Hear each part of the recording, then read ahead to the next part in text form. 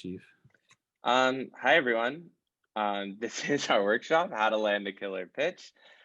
This is an important part of the entrepreneurship process. Any of you guys have ever seen like Shark Tank or anything else like that, you know that really as great as your product can be, as detailed and thought out, and even as profitable as it might already be, if you can't sell it, no one's going to buy it. Or invest. So it is just a crucial part, and it will play a big part in your KissCon presentations, as even though you do get extra time, the initial pitch is going to be probably a chunk of your presentation, and you'll want to make it count. Yeah, absolutely. So we're gonna do some tips on basically how you should construct a pitch and what to look out for, and then we'll do a little interactive activity at the end. So first thing over is how to hook your audience. So hooking your audience is probably one of the most important things I feel when you're pitching something. If your audience is not interested or engaged in what you're pitching, then you're probably not going to get very far. And what I like to do is try and tell a good story. You might want to have a little quick anecdote like you hear on Shark Tank ready to really make your audience feel like the problem that you're presenting and your product and service actually solves something that they might experience themselves. So for example, if I'm trying to pitch like a really good cleaning product, I might want to open with an anecdote about, I don't know, a big mess that happened in the kitchen during holidays or something like that. So you just really want to make sure your audience becomes invested in the problem, so then you can really hook them with a great product or service. Yeah, and kind of on the counter to that, you do want to keep it somewhat brief. So I think there is a balance to strike between like telling your story and keeping it brief.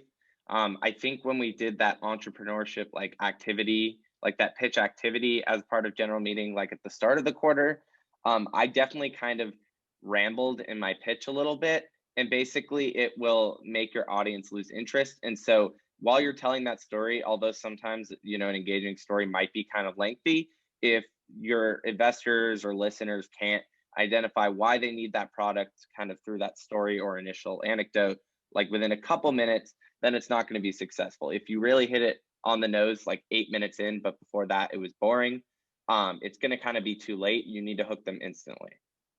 Yeah, absolutely. And just to add on to that, you're actually, I feel like a lot of times when you're listening to a presentation, you feel kind of like bombarded with big words and like lengthy sentences. In your hook, you want to keep things concise, short sentences, basic wording, just really kind of getting them engaged rather than putting them to sleep, basically. Okay, and then we will move into kind of what to cover. So the primary point of a pitch is that you have a product or a service, but regardless, whatever you're pitching likely is trying to solve a problem, which I'm sure you guys all sort of familiar with working at CaseCom at this point. So the main aspect of a pitch is the pain point, which is the core of the issue and why your product exists in the first place.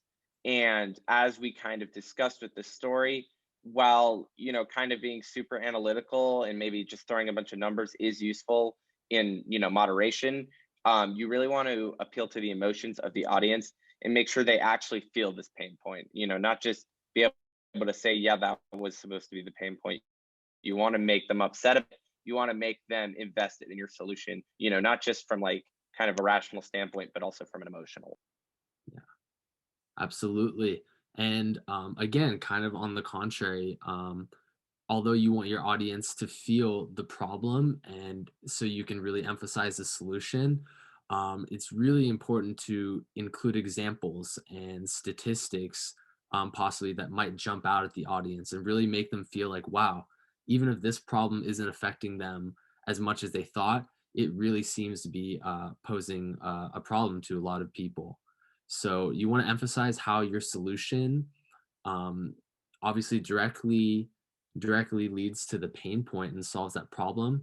And you also want to bring up examples about how current solutions aren't really doing it. So you hear a lot of times on Shark Tank, like they'll be presenting a product and they'll have on the screen or they'll give examples of products on the market that aren't fully solving the problem. They'll be like, oh, this is our product. And it's better because this product that already exists isn't meeting these needs. So if you guys, in your case comp presentation starting next week, if you guys feel like you have a product or an idea that is doing it a lot better than something that already exists, bring it up in your pitch and say, hey, this already exists, but here's why we're better. And that's something that's really going to grab the audience, and they'll probably remember that. And it's helpful to use data and statistics to probably support these claims. So now we'll finally go into how to effectively close your pitch. Yeah, so I think, with any pitch, if, with smart enough investors, no matter how good it is, they're going to have kind of questions or, possibly concerns about it, if it's viable, if it works, if it really solves the problem. So commonly, this is not going to be completely the case in this scenario, but if prototypes for like your service or product do exist, you want to have data, you want to have evidence that it does.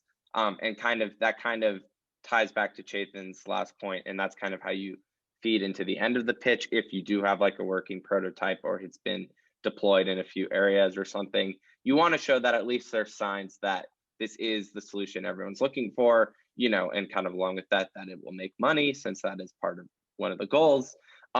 However, with our situation and often a lot of like pitches to angel investors and stuff, the product or service may not really exist yet. It may just be purely a thought experiment, with some details planned out, kind of like our case competition. And so there's several ways to close, but we really think that bringing the presentation back full circle and kind of attaching, either a quote or, kind of discussing like after you've kind of delved into the product and how it solves the problem, kind of going back to that problem that you started with in the first place with your story or anecdote or something along those lines, and kind of connecting the full story back emotionally. Because if you don't really have numbers to draw on completely of your own product, you might have numbers to kind of support your argument throughout. But if you don't have your own evidence of your own product yet, you're going to really need to hammer on that emotion side and really get people invested that, there's a problem, they should be angry about it. And then here's why you should be excited about the solution. Yeah, absolutely. As just to add on to what Jacob said, for this case comp purposes, obviously we won't have props. We won't have a working prototype that we can actually show our judges who are our target audience.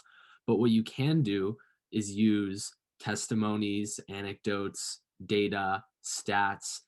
All these things are supplementary information that could prove that your product has a very legitimate need.